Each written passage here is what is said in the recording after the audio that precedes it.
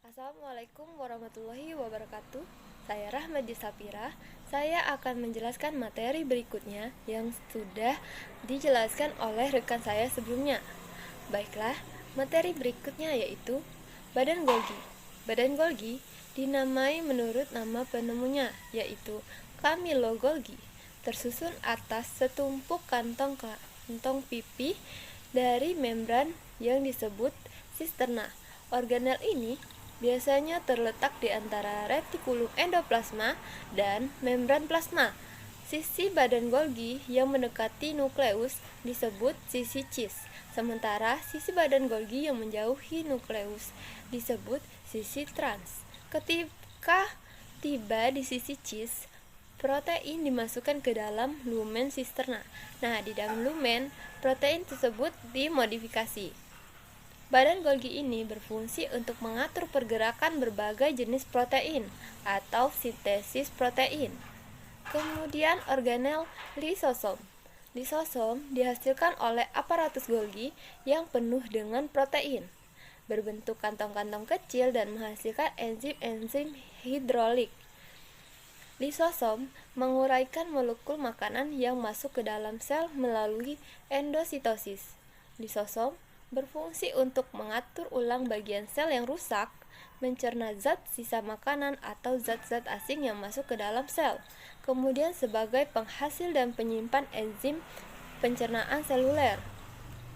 Kemudian terdapat organel mitokondria. Mitokondria ini merupakan organel yang memiliki dua unit membran, yaitu membran luar dan membran dalam. Mitokondria berfungsi sebagai respirasi aerob penghasil ATP sebagai sumber energi sel. Membran dalam membentuk tonjolan-tonjolan ke arah dalam atau disebut membran krista. Krista ini mempunyai fungsi memperluas permukaan agar proses pengikatan oksigen dalam respirasi sel berlangsung semakin efektif. Kemudian terdapat matriks di dalam mitokondria ini yang terletak di antara membran krista dan banyak mengandung enzim atau sitokrom, protein, DNA, dan terdapat ribosom yang memungkinkan sintesis enzim-enzim respirasi secara otonom. Kemudian organel sentriol, sentrosom atau sentriol. Sentrosom ini hanya bisa ditemukan pada sel hewan, tidak terdapat pada sel tumbuhan. Sentrosom di saat reproduksi sel akan membelah menjadi sentriol. Sentriol merupakan hasil perkembangan sentrosom, yaitu pusat sel, daerah dari sitoplasma yang sekat dengan nukleus. Struktur sentrosom berbentuk seperti bintang, dengan fungsi untuk pembelahan sel, baik pembelahan sel secara meiosis maupun pembelahan sel secara mitosis.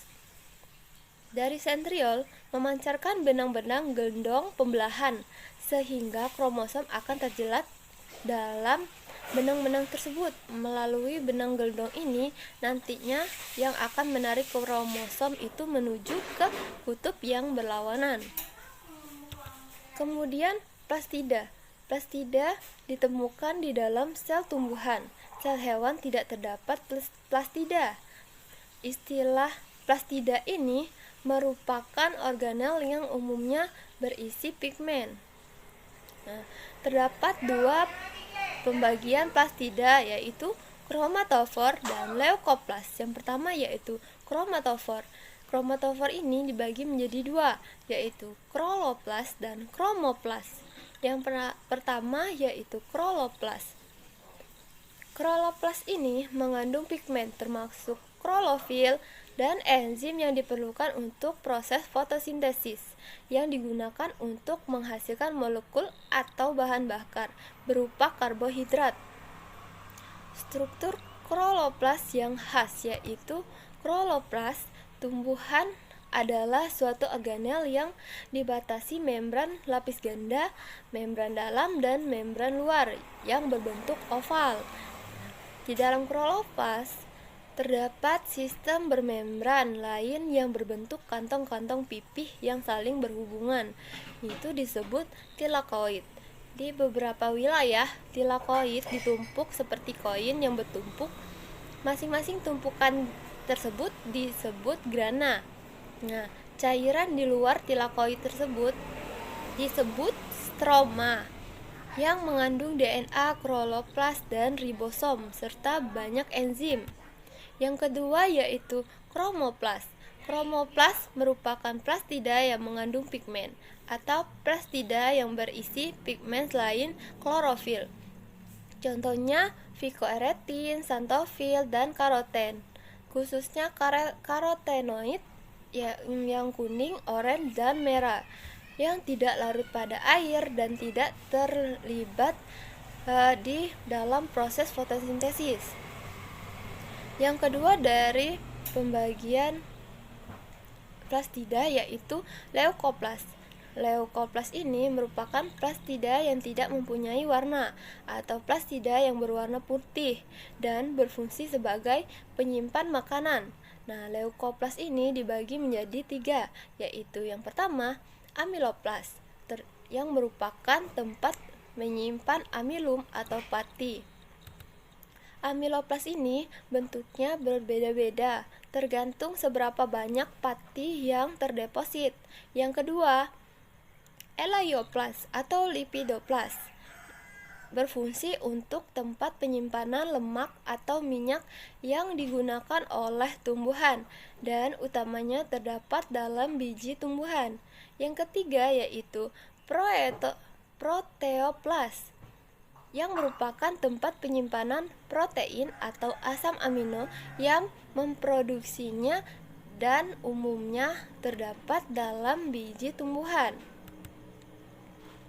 Selanjutnya yaitu nukleus. Nukleus atau inti sel merupakan bagian sel yang mempunyai fungsi sebagai pusat pengendali aktivitas atau pusat perintah sel. Organel ini umumnya adalah organel yang paling mencolok dalam sel eukariot. Selubung nukleus melingkupi nukleus dan memisahkan isinya dari sitoplasma yang disebut nukleoplasma.